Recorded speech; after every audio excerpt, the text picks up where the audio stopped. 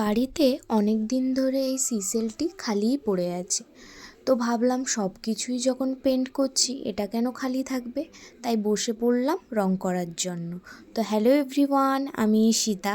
আমার আরও একটা নতুন ভিডিওতে তোমাদের সবাইকে স্বাগত। এই সিসেলটিকে আজকে আমি ওয়াটারমেলনের রূপ দিতে চলেছি।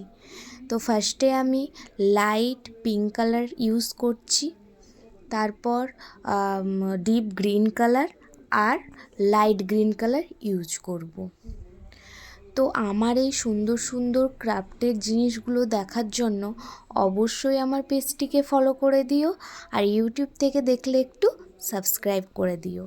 আর সিডসগুলোকে করার জন্য আমি এখানে ব্ল্যাক কালার ইউজ করেছি। তো তোমরা দেখে বলো কেমন হয়েছে।